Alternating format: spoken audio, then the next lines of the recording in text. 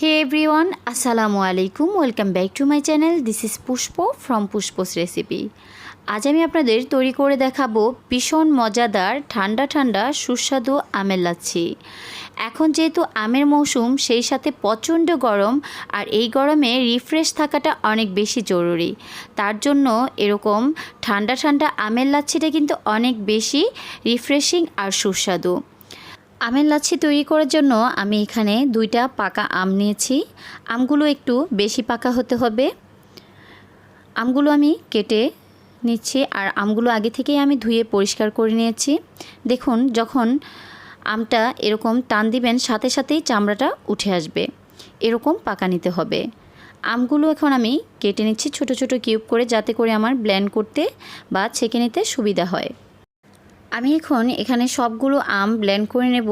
এখানে কিন্তু আমার সবগুলো আম লাগবে না, এখান থেকে মাত্র হাফ কাপ আমের পিউরি আমার লাগবে। এখন আমি এটা ব্লেন্ড করে নিচ্ছি।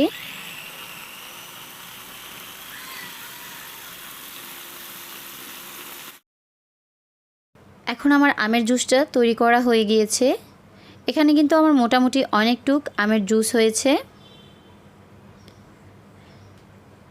এখন এই ব্লেন্ডার জারেই আমি লাচ্ছিটা তৈরি করে নেব। তার জন্য আমি এখানে হাফ কাপ টক দই নিয়েছি। টক দইটা কিন্তু আমার ঘরে তৈরি করা। টক দই রেসিপির ভিডিও আমার চ্যানেলে দেওয়া আছে, আপনারা চাইলে টক দই রেসিপিটা দেখে টক দই তৈরি করতে পারেন, ডেসক্রিপশনে লিংক দেওয়া থাকবে। আর দিয়ে দিচ্ছি 3 টেবিল চামচ পরিমাণের চিনি।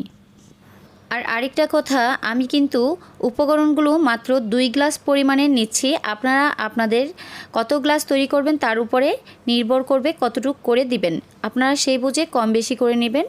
আর এখানে আমি দিয়ে দিচ্ছি হাফ কাপ আমের জুস, হাফ কাপ লিকুইড দুধ, আর দুধটা আমি আগে থেকে জাল করে ঠান্ডা করে নিয়েছি।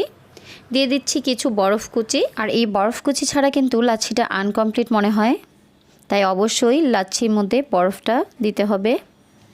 এখন সবগুলো উপকরণ একসাথে ব্লেন্ড করে নিচ্ছি। এই অবস্থায় কিন্তু আমার লাচ্ছিটা হয়ে গেছে। তবে স্বাদ বাড়ানোর জন্য এখানে আমি অ্যাড করছি 2 টেবিল চামচ পরিমাণের গুঁড়া দুধ। গুঁড়ো দুধটা আপনারা চাইলে স্কিপ করতে পারেন, তবে দিলে কিন্তু অনেক বেশি সুস্বাদু হয়।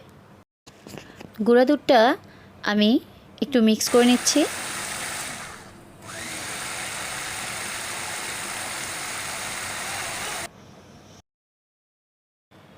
লাচ্ছিটা আমার তৈরি করা হয়ে গিয়েছে। এখন শুধু সার্ভ করার পালা। সার্ভ করার জন্য এখানে আমি 2টা গ্লাস নিয়েছি। সবটুকু লাচ্ছি আমি গ্লাসে ঢেলে দিচ্ছি। এখন উপর থেকে কিছু বরফ কুচি দিয়ে সার্ভ করে নিচ্ছি। আর আরেকটা ছোট আমের একটা পিস নিয়েছি। পিসটা নিয়ে এভাবে লম্বালম্বি কেটে আবার আড়াআড়ি কেটে এভাবে উল্টে দিলেই কিন্তু আমের কিছু কিউব বের হবে।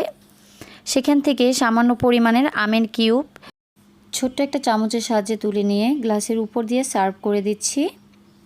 এতে করে দেখতে অনেক বেশি সুন্দর লাগছে, আর খেতেও অনেক বেশি সুস্বাদু হবে। আশা করি আজকের রেসিপিটি আপনাদের কাছে অনেক ভালো লেগেছে। আর ভালো লেগে থাকলে অবশ্যই একটি লাইক আর শেয়ার করতে ভুলবেন না। আর এরকম নতুন নতুন মজাদার রেসিপি পেতে হলে আমার চ্যানেলটিকে অবশ্যই সাবস্ক্রাইব করবেন, আর পাশে থাকা বেল আইকন বাজনাটিও বাজিয়ে দিবেন, যাতে করে পরবর্তী সকল আপডেট ভিডিও আপনারা খুব সহজেই পেতে পারেন। আজ এই পর্যন্তই, আবারও কোনো নতুন ভিডিও নিয়ে আপনাদের সামনে হাজির হব। আল্লাহ হাফেজ, আসসালামু আলাইকুম।